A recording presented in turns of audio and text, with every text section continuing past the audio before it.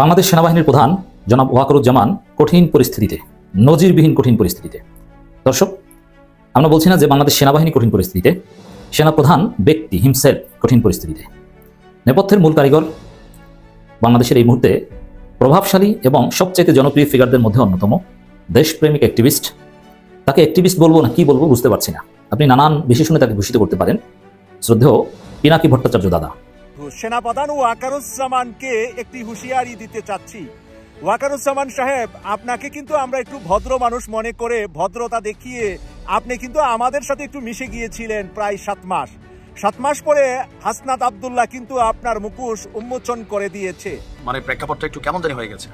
আসলে সেনাবাহিনীকে নিয়ে কি নতুন ষড়যন্ত্র হচ্ছে, নাকি সেনাপ্রধানকে সরিয়ে দেওয়ার জন্য কোনো পরিকল্পনা হচ্ছে, নাকি রাষ্ট্রপতি সেনাপ্রধান দুজনকে সরিয়ে দিয়ে নতুন একটা রাজত্ব কায়েমের চেষ্টা চলছে? আবার কেউ কেউ বলছেন না, এই সেনাপ্রধান হচ্ছেন মূল ভিলেন।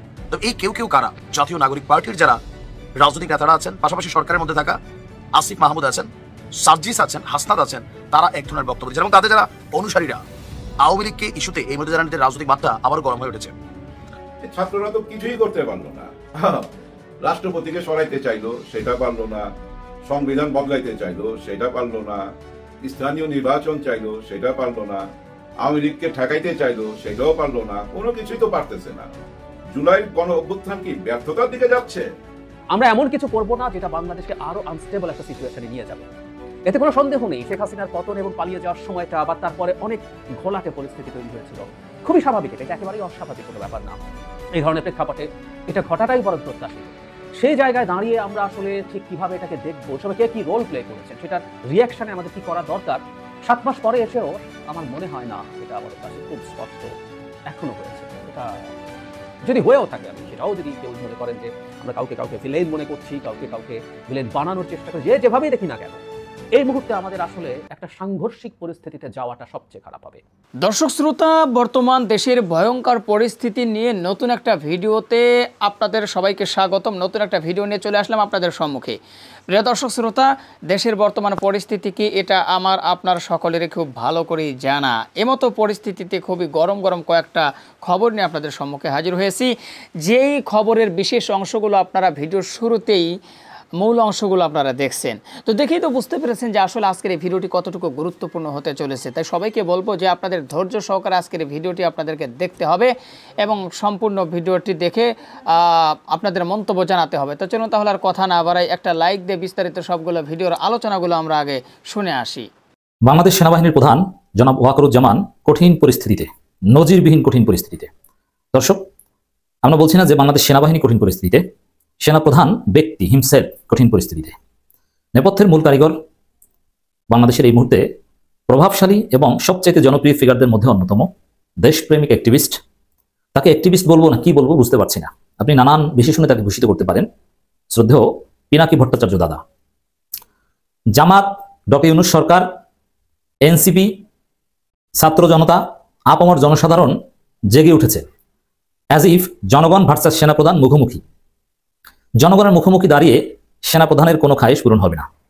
হ্যাঁ, বিহাইন্ড দ্য সিন সেনাপ্রধান অনেক গেম খেলতে পারেন, এটা সম্ভব, অনেক বড় বড় কাজ করা সম্ভব, কিন্তু জনগণের মুখোমুখি দাঁড়িয়ে এটা ডিসক্লোজ হয়ে যাওয়ার পর এটা সম্ভব নয়।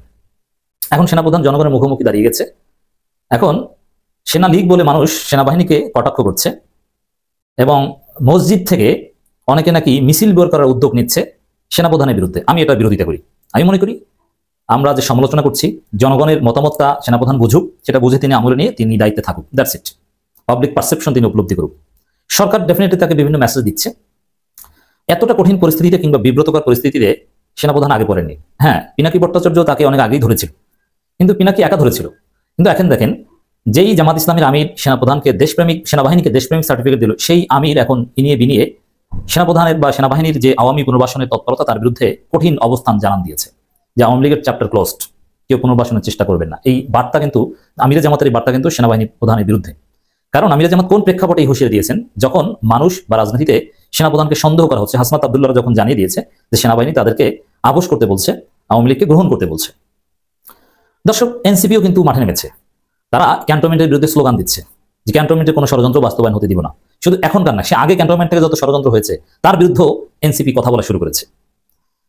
জামাত শিবিরের লোকজন বলছে, যেহেতু আমিরে জামাত বলেছেন নাম না ধরে হলেও, সবচেয়ে বড় বিষয় দেখেন, পিনাকি ভট্টাচার্য, জনগণ, জামাত এরা তো আছেই, কিন্তু হ্যাঁ জনগণের শক্তি সবচেয়ে বড় শক্তি, কিন্তু সরকারের চাইতে বড় ইনস্ট্যান্ট পাওয়ার এক্সারসাইজ করার কোনো অথরিটি নেই। জনগণকে সংগঠিত হতে সময় লাগে, আর জনগণ যা ইচ্ছা তা করবে সবসময় সেটা লেজিটিমেট হয় না। কিন্তু সরকার কিন্তু নিয়মের মধ্যে অনেক কিছু করতে পারে। সরকার কিন্তু প্রচন্ড ক্ষুব্ধ। দেখেন, সেনাপ্রধানের এই বিতর্কিত ভূমিকার প্রাক্কালে আসিফ মাহমুদের একটা বক্তব্য সামনে এসে, আমি জানি না যে বক্তব্য কবে দিয়েছেন। আসিফ মাহমুদ স্পষ্টভাবে বলছেন যে সেনাপ্রধান ওয়াকারুজ্জামান তিনি প্রফেসর ইউনূসকে প্রধান উপদেষ্টা হিসেবে মানতে চাননি ছাত্র জনতার প্রস্তাবের প্রেক্ষিতে। তিনি বলছেন যে প্রফেসর ইউনূস তিনি একজন কনভিক্টেড, তার বিরুদ্ধে এতগুলো মামলা, অতএব তিনি কিভাবে প্রধান উপদেষ্টা হবেন। আবার সেনাপ্রধান এও বলেছেন যে আওয়ামী লীগের 30-35% সমর্থন আছে, তারা তো প্রচন্ড নেগেটিভলি দেখে প্রফেসর ইউনূসকে, তিনি কিভাবে প্রধান উপদেষ্টা হবেন। কিন্তু পরবর্তীতে যখন ছাত্র জনতা অনড় থাকলো যে না প্রফেসর ইউনূসের কোনো বিকল্প নেই, তখন সেনাপ্রধান বলল যে বুকে পাথর চাপা দিয়ে আমি মেনে নিলাম। এর মানে প্রফেসর ইউনূসকে মানতে সেনাপ্রধান অনেক কষ্ট হয়েছে। প্রফেসর ইউনূসকে এই কারণে আন্তরিকভাবে সহায়তা করতে পারছেন না। আসিফ মাহমুদরা স্পষ্ট যে আমরা কাউকে ম্যানেজ করার জন্য, ডিপ স্টেটকে ম্যানেজ করে আমরা সরকার চালাই না। এই যে মানে সরকারের বার্তা স্পষ্ট, এই সরকারের সমর্থক সেনাপ্রধান ছিল না। যেই সরকার গণঅভ্যুত্থানের ফলে সৃষ্ট, যেই সরকার শহীদদের রক্তের উপর ভিত্তি করে প্রতিষ্ঠিত, সেই সরকারকে মন থেকে ওয়েলকাম করতে পারেনি সেনাপ্রধান, বুকে পাথর চাপা দিয়ে ওয়েলকাম করেছিল। এখন এটা যখন ফাঁস হয়েছে, সামনে এসেছে, এখন জনগণ ম্যাসিভলি সেনাপ্রধানকে সন্দেহ করা শুরু করেছে, করবে। আর জনগণ যদি সেনাপ্রধান সম্পর্কে নেগেটিভ একটা ধারণা রাখে, অতি উৎসাহী কেউ যদি, আমরা সমর্থন করি না এটা, মসজিদ থেকে সেনাপ্রধানের বিরুদ্ধে মিছিল বের করেন, আমি এটা সমর্থন করি না, কিন্তু যদি করেন, আর সেটা না করলেও মানুষ এখন ফেসবুকে লিখছে সেনাপ্রধানের বিরুদ্ধে, এবং কেউ হ্যাশট্যাগ দিচ্ছে স্টেপ ডাউন ওয়াকারুজ্জামান। মানে এই যে একটা বিব্রতকর পরিস্থিতি, এটা সেনাপ্রধান এখন টের পাচ্ছেন যে কত ধানে কত চাল। হ্যাঁ, একটা সময় ছিল 80 দশকে, যখন সকাল সন্ধ্যা পৃথিবীর বিভিন্ন দেশে সেনা অভ্যুত্থান হতো, খালেদ মোশাররফ, অমুক তমুক, এক এক সময় এক একজন, কিন্তু সিপাহী বিপ্লব। এখন কিন্তু সেই যুগ নেই, এখন সোশ্যাল মিডিয়ার যুগ, ইন্টারনেটের যুগ। এখন জনগণ মুহূর্তের মধ্যে লক্ষ কোটি জনগণ রাজপথে নেমে সেনাবাহিনীর ওই কামান খেয়ে ফেলতে পারে। এখন জনগণ অনেক বেশি, কিন্তু সেনাবাহিনী কিন্তু বেশি না। আর সেনাবাহিনীর মধ্যে দেশপ্রেমিক অফিসারদের অভাব নেই, যারা অবৈধ কোনো উদ্যোগকে সমর্থন করবে না। অতএব সেনাবাহিনীকে ভয় পাওয়ার দিন শেষ। ক্যান্টনমেন্টকে এখন আর রাজনীতিবিদ জনগণ কেউ ভয় পায় না, কারণ জনগণের বিপরীতে যে তারা কিছু করতে পারবে না। আর বাংলাদেশের জনগণ একবার শিখে গেছে যে হাসিনার অস্ত্রের মুখেই কিভাবে বিজয় অর্জন করতে হয়। আর সেখানে ওয়াকারুজ্জামানের পক্ষে তো সেনাবাহিনীর দেশপ্রেমিক অফিসাররা, জুনিয়র অফিসাররা কিংবা সিপাহী জনতাই নেই, তিনি কি করবেন? তো ওয়াকারুজ্জামান সত্যি কঠিন পরিস্থিতিতে। সেনাপ্রধান ওয়াকারুজ্জামানকে একটি হুঁশিয়ারি দিতে চাচ্ছি। ওয়াকারুজ্জামান সাহেব, আপনাকে কিন্তু আমরা একটু ভদ্র মানুষ মনে করে, ভদ্রতা দেখিয়ে আপনি কিন্তু আমাদের সাথে একটু মিশে গিয়েছিলেন প্রায় 7 মাস। 7 মাস পরে হাসনাত আব্দুল্লাহ কিন্তু আপনার মুখোশ উন্মোচন করে দিয়েছে। আরেকটা কথা আপনি মনে রাখবেন, হাসনাত আব্দুল্লাহর বাড়ি কিন্তু কুমিল্লা, সে কিন্তু কুমিল্লার রক্ত বহন করে। আর কুমিল্লার রক্ত যখনই গরম হয়েছে, তখনই কিন্তু বাংলাদেশে বড় মাপের কিছু ঘটেছে। তাই আমরা সেই বড় মাপের ঘটার কথাটা স্মরণ করিয়ে দিচ্ছি জেনারেল ওয়াকারুজ্জামানকে, যে আপনি ভদ্রভাবেই চাকরিটা শেষ করে বিদায় নেন, সেটাই আমরা চেয়েছিলাম। কিন্তু আজকে আপনি যে ভারতকে লালন করেন, আর আপনার বোন ওই ডাইনিকে যে আপনি বলতে পারেন নাই, এই জিনিসটা হাসনাত আব্দুল্লাহর লিখনির ভিতরে আমরা জানতে পেরেছি। আর জানার পরেই কিন্তু সারা বিশ্ব এবং বাংলাদেশে আপনার প্রতি নিন্দার ঝড় বচ্ছে।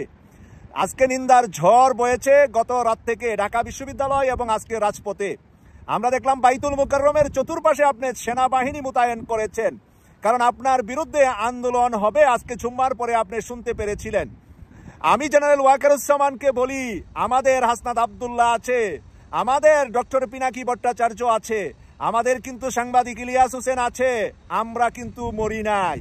আর আমরা মরে গেলেও আমাদের রক্তের মধ্যে অনেকেই দাঁড়িয়ে যাবে। আমরা যদি মরেও যাই, তারপরেও ভাববেন না যে আপনাদেরকে ছেড়ে দেবে। শুধু আপনাদেরকে নয়, যদি আপনারা ওই রাস্তায় হাঁটেন, আপনাদেরও বংশ পরিচয় বাংলাদেশে দিতে পারবে না। বাংলাদেশে অন্তত বংশ পরিচয় দিয়ে বুক ফুলিয়ে হাঁটতে পারবে না, বাংলাদেশের মানুষ আপনাদেরকে ছাড়বে না। আবার বিদেশে প্রবাসে এসেও আপনি কিন্তু রেহাই পাবেন না, কারণ আপনার ফেস সবাই চিনে। আপনার হয়তো সন্তান, পরিবার, পরিজনের ফেস মানুষ সবাই চিনে না। কিন্তু জেনারেল ওয়াকারুজ্জামান, আমরা ভেবেছিলাম আপনি সুন্দরভাবে রাষ্ট্রীয় দায়িত্বটা পালন করে বিদায় নেবেন এবং পরবর্তীতেও আমাদের দেশের সরকারকে, দেশের মানুষকে সহযোগিতার জন্য হাত বাড়িয়ে রাখবেন। কিন্তু আপনি মনে রাখবেন যে আপনার বিদায়ের পরে, চাকরির পরে কিন্তু আপনার 10 পয়সার কোনো ভ্যালু থাকবে না। তাই এই চাকরি করা অবস্থায় আপনি যদি সাবের হোসেন চৌধুরীকে দিয়ে আর সোহেল তাজকে দিয়ে আওয়ামী লীগকে নির্বাচনের জন্য মাঠে নামাতে চান, ওই দুইটা মাঠে নামার পরপরই আপনি টের পাবেন ওই দুইটার কোন জায়গা দিয়ে কি ঘটে যায়। আমরা এখন বলছি না, কিন্তু ওই দুইটা সাবের হোসেন চৌধুরী সর্বশেষ স্বৈরাচার শেখ হাসিনার মন্ত্রী ছিলেন। এই 24 সালে কিন্তু তার মন্ত্রিত্ব থাকা অবস্থা হাসিনা 5ই আগস্ট পর্যন্ত সে মন্ত্রী ছিলেন। আর সোহেল তাজকে উলঙ্গ করে দিয়েছে অলরেডি সাংবাদিক ইলিয়াস হোসেন ভাই। বিডিআর এর সকল নাটের গুড়া এই সোহেল তাজ, তাজউদ্দিনের ছেলে। তাজউদ্দিন ছিল ইন্দিরা গান্ধীর আঁচলের নিচে বসবাসকারী ব্যক্তি। সেই তাজউদ্দিনের ছেলে যে এত বড় খারাপ, আমরা ইলিয়াস ভাইয়ের ভিডিও না দেখলে বুঝতে পারতাম না। তাই আজকে দেশের মানুষ পরিষ্কার হয়েছে ওয়াকারুজ্জামান আপনার বিষয়ে। দেশের মানুষ কিছুতেই গ্রহণ করবে না সাবের হোসেন চৌধুরী আর সোহেল তাজদেরকে দিয়ে কোনো নির্বাচনে ক্যাম্পিং করার সুযোগ জনগণ দিবে না। আর আজকে আমার প্রিয় দল বিএনপিকে বলি, হুশে চলে আসেন, বেহুশে থাইকেন না। এই ওয়াকারুজ্জামান ভারতের হাসিনার ফন্দিতে পড়েন না। আপনাদের কথাবার্তা, ওয়াকারুজ্জামানের কথাবার্তা, ভারতের সেনাপ্রধানের কথাবার্তা সব মিলে যাচ্ছে। বিজেপির কথাবার্তা আপনাদের কথার সাথে মিলে যাচ্ছে। হাসিনার লোকজনের কথাবার্তা আপনাদের কথার সাথে মিলে যাচ্ছে। আমরা আপনাদেরকে ভালোবাসি। বিএনপির নেতাদেরকে বলছি, হুশে চলে আসেন, বেহুশে থাইকেন না। দেশের মানুষ কিন্তু এক চুল পরিমাণ ছাড় দিবে না। দেশের মানুষ ক্ষেপে আছে এই শেখ মুজিবের বংশধরের উপরে। আর এই শেখ মুজিবের বংশধরকে যারা সাপোর্ট করবে, যারা বলবে তারা আবার রাজনীতি করার সুযোগ পাক, যারা বলবে তাদের রাজনৈতিক দলকে ব্যান করা যাবে না, যারা বলবে আওয়ামী লীগ নিষিদ্ধ করা যাবে না, তাদেরকে কিন্তু উল্টা নিষিদ্ধ জনগণ করে দিবে। তাই বিএনপির মতন একটি বড় রাজনৈতিক দল, মরহুম জিয়াউর রহমানের দলটি বাংলাদেশের মানুষের কাছে এক ধরনের কালার হোক, সেটা আমরা চাই না। আমরা চাই বিএনপি সবসময় সরকারি দল অথবা বিরোধী দলে থাকবে। বিএনপি সরকারি দলে থাকবে অথবা প্রধান বিরোধী দলে থাকবে। সেই বিএনপিকে আজকে যারা নষ্ট করার জন্য, বিএনপির ভিতরে ভারতের পেতাত্তা ঢুকেছে, নরেন্দ্র মোদীর পেতাত্তা ঢুকেছে, ওই কুলাঙ্গারদেরকে আমরা চিনি, যারা নাকি ভারত থেকে খেয়ে আপনাদের দলের ভিতরে ঢুকে বিএনপিকে নষ্ট করতে চাচ্ছে। তাই বিএনপিকে বলবো, তারেক রহমান সাহেব, আপনার সকল মামলা ফিনিশ। আপনি লন্ডনে বসে আছেন কেন? আপনার তো লন্ডনে 1 ঘন্টা বসে থাকার কথা নয়।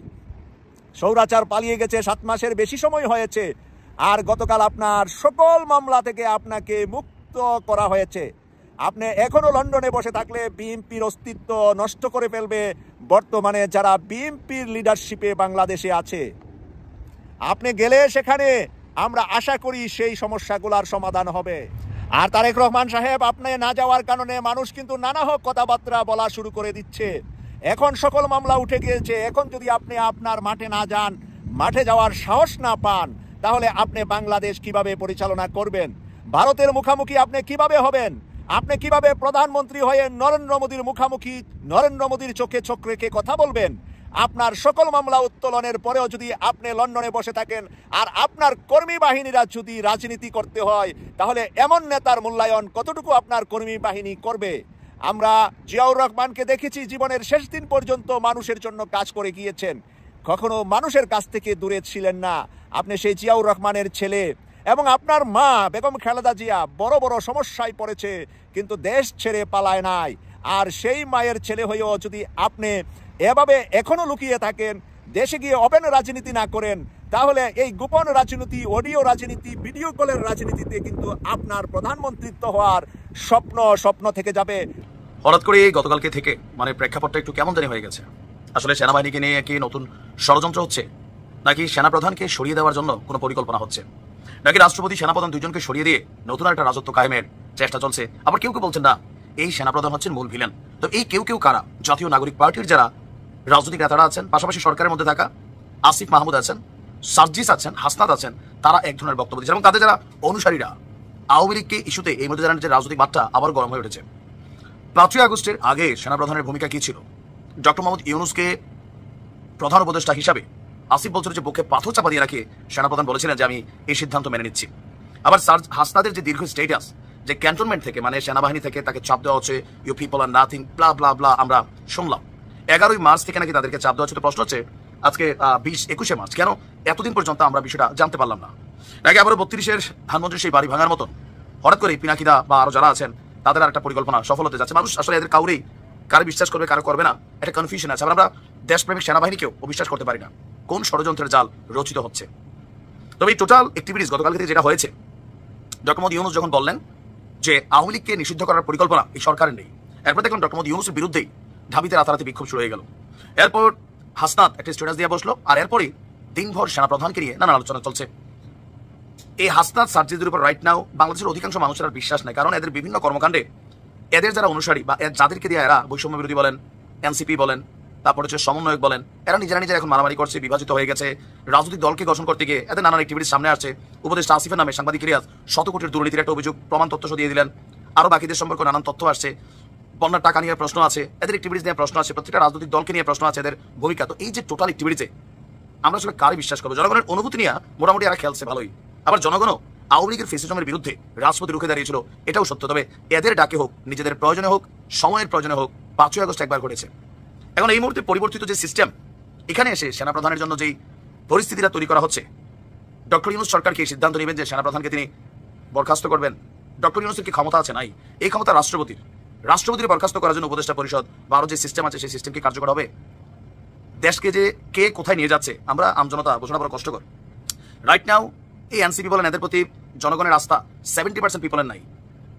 এদের অনুসারীরা ছাড়া, মানে যারা এদের দ্বারা বেনিফিটেড, বিভিন্ন জায়গায় চপ্পল পুরা ঘুরেছেন, এগুলো এখন ধরেন হেলিকপ্টারে চড়ছে, এরকম যারা রাতারাতি বিভিন্ন এলাকায় মোটামুটি সমন্বয়ক হইয়া বৈষম্য বিরোধী হইয়া রূপাইস কামাচ্ছে, এরা একটা শক্ত অবস্থানে আছে।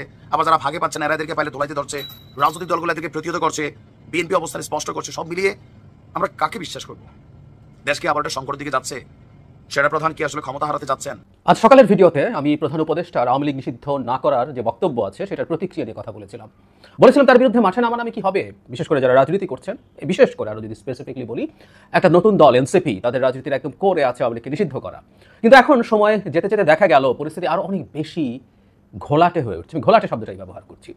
যথারীতি এনসিপি তাদের অবস্থান জানিয়েছেন, কিন্তু তার চাইতে জরুরি কথা, খুবই গুরুত্বপূর্ণ, একজন এনসিপি নেতা জনাব হাসনাত আব্দুল্লাহ একটা স্ট্যাটাস দিয়েছেন, এবং সেটাকে একটা বোমা হিসাবে আমরা দেখতে পারি বাংলাদেশের রাজনৈতিক ইতিহাসে। ভবিষ্যতে এই স্ট্যাটাসটা সেভাবেই দেখা হবে। আমি ইনফ্যাক্ট আজ এটা নিয়ে কথা বলতে যাচ্ছি না, আমি এটা নিয়ে খুব বিস্তারিত আলোচনা করবো, কারণ শুধু সেটা নয়, তাদেরই অংশ আমি বলি সবসময়, যদিও টেকনিক্যালি তিনি দলে কেউ নন। জনাব আসিফ মাহমুদ সাজিব ভুঁইয়া উপদেষ্টা, তিনিও বিস্ফোরক একটা মন্তব্য করেছেন। জনাব নাসিরউদ্দিন পাটোয়ারি কথা বলছেন। তো সব কিছু মিলে আসলে সামনে একটা ভলেটাইল পরিস্থিতি আসছে বলে আমরা দেখতে পাচ্ছি। আমি এই ভিডিওটা করছি মূলত আসলে অন্য একটা কারণে। আমরা খেয়াল করেছি আজ শুক্রবার জুম্মার নামাজের পর বাইতুল মোকাররম থেকে আওয়ামী লীগ নিষিদ্ধ এবং সেনাপ্রধানের বিরুদ্ধে সমাবেশ মিছিল এগুলোর আহ্বান ছিল। খুব মেজর কিছু হয়েছে বলে মনে হয় না, আমি অন্তত মিডিয়ায় খুঁজে পাইনি। আমি বেশ কয়েক ঘন্টা পরে যখন এই ভিডিও রেকর্ড করছি, আমি তখনও দেখিনি যে মানুষ খুব বেশি সাড়া দিয়েছেন। আমরা আসলে প্লটটা মোটামুটি বুঝতে পারছি আসলে কি করার চেষ্টা হচ্ছে, কি করার চেষ্টা হবে। এই মুহূর্তে আমি একটা জিনিস মনে করি, আমি এক্সপেক্ট করি, আমরা এমন কিছু করব না যেটা বাংলাদেশকে আরও আনস্টেবল একটা সিচুয়েশনে নিয়ে যাবে। এতে কোনো সন্দেহ নেই, শেখ হাসিনার পতন এবং পালিয়ে যাওয়ার সময়টা বা তারপরে অনেক ঘোলাটে পরিস্থিতি তৈরি হয়েছিল। খুবই স্বাভাবিক, এটা একেবারেই অস্বাভাবিক কোনো ব্যাপার না। এই ধরনের প্রেক্ষাপটে এটা ঘটাটাই বরং প্রত্যাশিত। সেই জায়গায় দাঁড়িয়ে আমরা আসলে ঠিক কিভাবে এটাকে দেখবো, সবাই কে কী রোল প্লে করেছেন, সেটার রিয়াকশানে আমাদের কি করা দরকার, 7 মাস পরে এসেও আমার মনে হয় না এটা আমাদের কাছে খুব স্পষ্ট এখনো হয়েছে। এটা যদি হয়েও থাকে, আমি সেটাও যদি কেউ মনে করেন যে আমরা কাউকে ভিলেন মনে করছি, কাউকে ভিলেন বানানোর চেষ্টা করি, যেভাবেই দেখি না কেন, এই মুহূর্তে আমাদের আসলে একটা সাংঘর্ষিক পরিস্থিতিতে যাওয়াটা সবচেয়ে খারাপ হবে। বিশেষ করে আমরা যদি মাঠে নামতে শুরু করি, এটা আমি ক্লিয়ারলি বলছি। আমাদের বিদ্যমান রাজনৈতিক প্রেক্ষাপটে কিছুদিন আগেই একই ধরনের একটা পরিস্থিতি তৈরি হয়েছিল, যদিও সেটা তুলনামূলকভাবে কম কঠোর ছিল বলে আমরা বলতে পারি, কঠিন ছিল বলে বলতে পারি। সেটা হচ্ছে প্রেসিডেন্টকে অপসারণ নিয়ে। তখনও আমরা আসলে অভ্যুত্থানের পক্ষের শক্তি, শেখ হাসিনার বিরোধী শক্তিগুলো পরস্পরের বিপরীতে দাঁড়িয়ে গিয়েছিলাম। সেই দাঁড়ানোতেও যতটা সমস্যা হয়নি, আমি মনে করি এখন বিশেষ করে সেনাপ্রধানকে নিয়ে, আমি বলছি না তিনি সঠিক কি ভুল, সেই তত্ত্বে আমি আজকে ঢুকছি না, আমি সেটা বিস্তারিত আলোচনা করবো, সেই জন্য আমি আজকে এখানে ঢুকছি না। এমনকি যারা মনেও করেন যে তিনি সব সমস্যার মূল, এ ধরনের একটা পারসেপশন আসলে ছড়িয়ে দেওয়ার চেষ্টা আছে। পারসেপশন সবসময় যে সত্য হতে হয় তা না, কিন্তু পারসেপশন যদি ছড়িয়ে পড়ে সেটার একটা খুব বড় প্রভাব পড়ে, অনেক ক্ষেত্রেই পড়ে। সুতরাং আমরা বাংলাদেশের এই অস্থির অবস্থায় আমরা তুলনামূলক একটা স্টেবল অবস্থার মধ্যে আসলে ছিলাম।